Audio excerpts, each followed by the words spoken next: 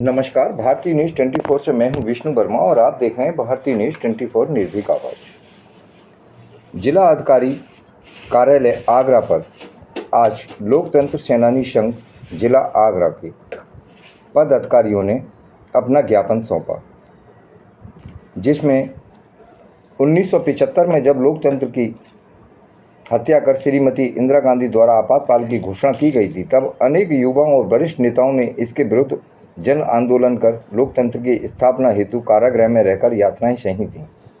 आज वही स्वयंसेवक संघ के समस्त लोकतंत्र सेनानी संघ के पद अधिकारियों ने आगरा जिला अधिकारी कलेक्ट्रेट पर धरना और प्रदर्शन किया और अपनी मांगों को लेकर ज्ञापन सौंपा।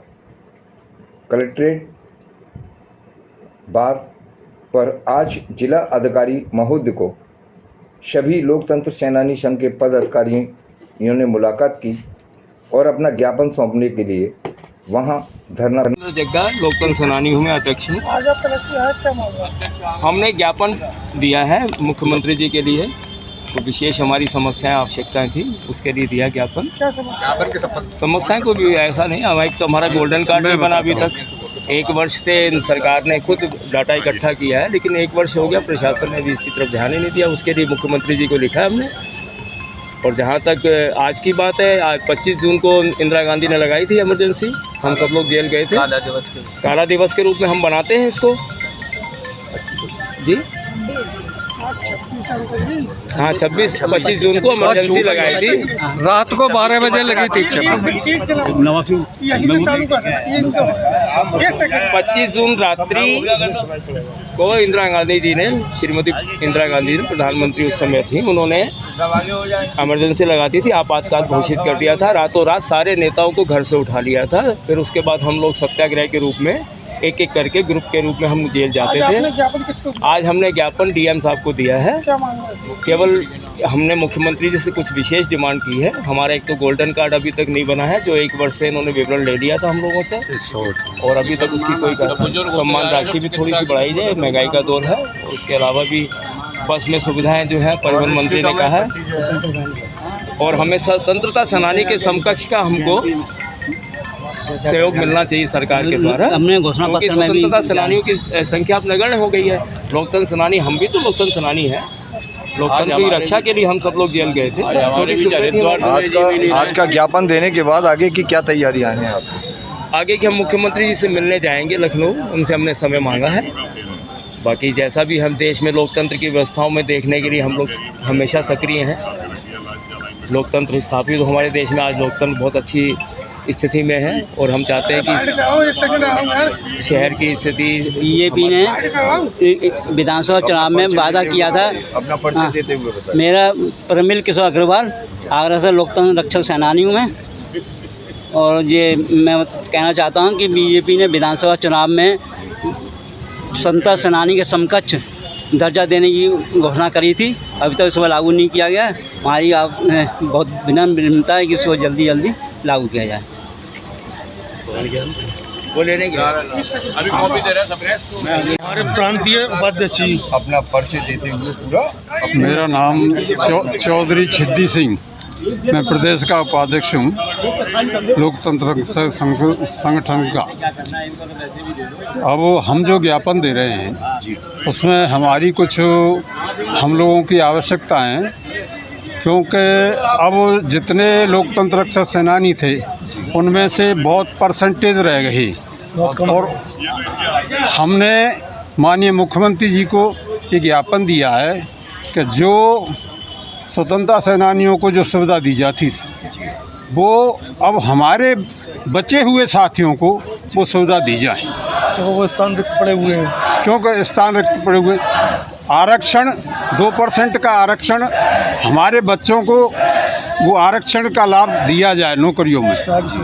अच्छा, जितनी हमें गोल्डन कार्ड के लिए इन्होंने फार्म भरवाए थे, 1 साल हो गए, अभी तक हमारा गोल्डन कार्ड नहीं बना।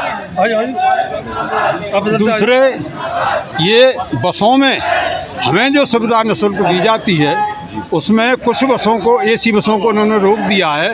वोल्वो और जैसी जो बसें जो हैं उन पर रोक पहले थी, बीच में इन्होंने रोक लगा दी। वो बसों की सुविधा हमारे सब साथियों को दी जाए। दूसरे, लखनऊ में जो प्रतीक्षालय हैं, सरकारी गेस्ट हाउस हैं, उनमें हमारे साथियों को वो सुविधा वहाँ रहने की दी जाए।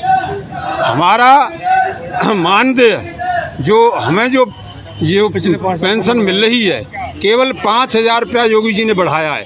पहले ये अखिलेश जी के द्वारा 15,000 रुपया हमें किया गया था, केवल इन्होंने 5,000 रुपया बढ़ाया है। अब हम उनसे मांग करते हैं कि कम से कम हमारा ये 10,000 रुपया बढ़ाया जाए, जिससे कि हम लोगों को गुजारा बस्ता मिल सके। इस समय महंगाई है और महंगाई में 20,000 रुपये में कोई गुजर नहीं होती है। हमारे तमाम साथी ऐसे हैं कि जिन्हें बीमारी से ग्रसित हैं, उनको भी वो गोल्डन कार्ड नहीं दिया गया है। तो इसके लिए हमने ये सरकार से मांग की है कि हमारी मांग पर तुरंत ध्यान देकर हमें ये सुविधा प्रदान की जाए। बहुत नमस्कार, भारतीय न्यूज़ 24 से मैं हूं विष्णु वर्मा और हम हैं कलेक्ट्रेट बार एसोसिएशन के अध्यक्ष श्री विजेंद्र सिंह रावत जी के साथ, जो यहाँ के वरिष्ठ वकील के साथ साथ एक वरिष्ठ सिटीजन भी हैं। उन्हें भी आज के जो सिटीजन संगठन ने यहाँ पर आंदोलन किया है उस विषय में उनके क्या विचार हैं और सीनियर सिटीजन के प्रति वो कौन कौन सी मांगों को लेकर, जनता की समस्याओं को लेकर डीएम को ज्ञापन के साथ अपना समर्थन देंगे, हम उनसे जानना चाहेंगे। सर, आपका स्वागत है भारतीय न्यूज़ 24 में। आप जो सीनियर सिटीजन की जो आज जो परेशानियों के संबंध में ये जो आंदोलन हुआ है उसके बारे में क्या कहना चाहेंगे, उनकी मांगों के बारे में क्या कहना चाहेंगे, संपूर्णता के साथ जानकारी दीजिएगा।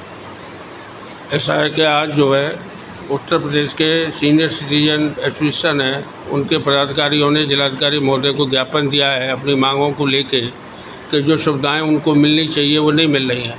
इस संबंध में मेरा विचार है कि उत्तर प्रदेश में सीनियर सिटीजन एक्ट 2007 लागू है और उसमें जिलाधिकारी उसके कस्टोडियन है और जिलाधिकारी महोदय को ये अधिकार प्राप्त है कोई भी सीनियर सिटीजन को किसी भी तरीके की परेशानी नहीं हो।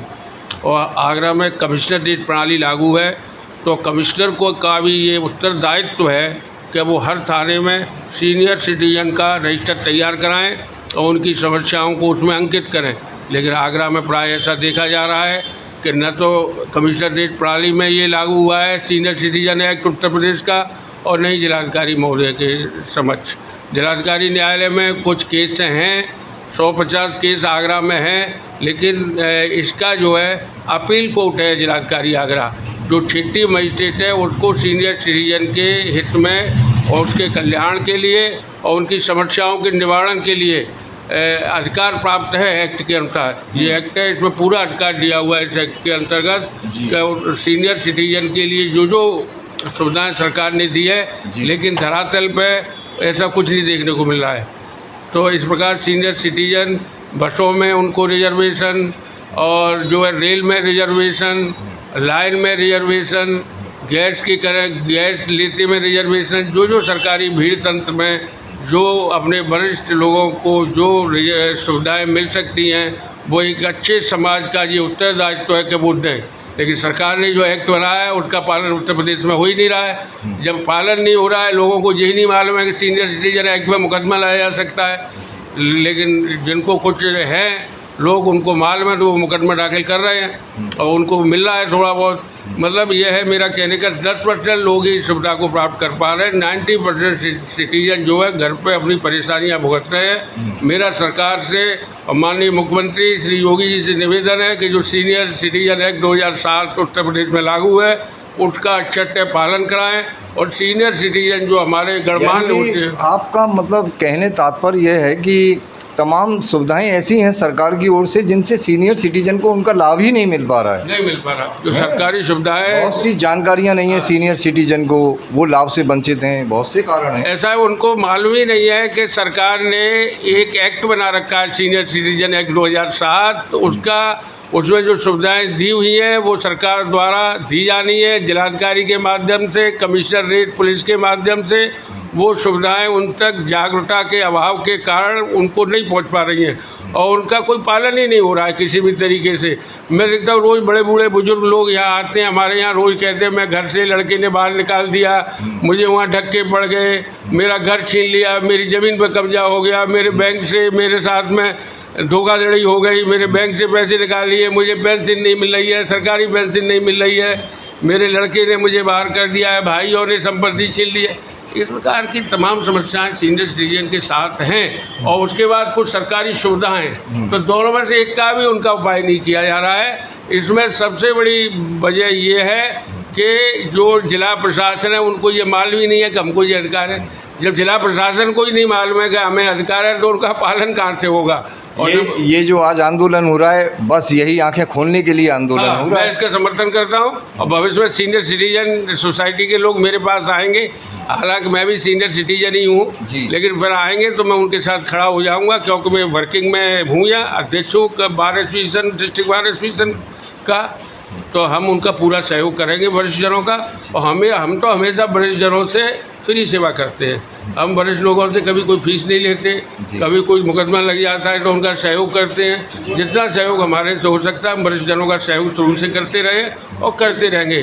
तो वो हमारी एक अमूल्य धरोहर है वरिष्ठ जन, और उनका चूँकि हमारी जो मानव समाज है तो उसमें वरिष्ठ जनों का सहयोग नहीं होगा तो कि जानवरों की समाज में होगा। सही बात है, बिल्कुल सही बात। तो हम लोगों की समाज है, तो इस प्रकार मैं इसका समर्थन करता हूँ और धन्यवाद करता हूँ न्यूज़ 24 और जो भी आपके मीडिया है उन सबको मैं धन्यवाद ज्ञापित करता हूँ कि वो ऐसे प्रश्नों को कवर करके समाज में जागरूकता पैदा कर रहे हैं। जय हिंद, जय भारत। बहुत बहुत धन्यवाद।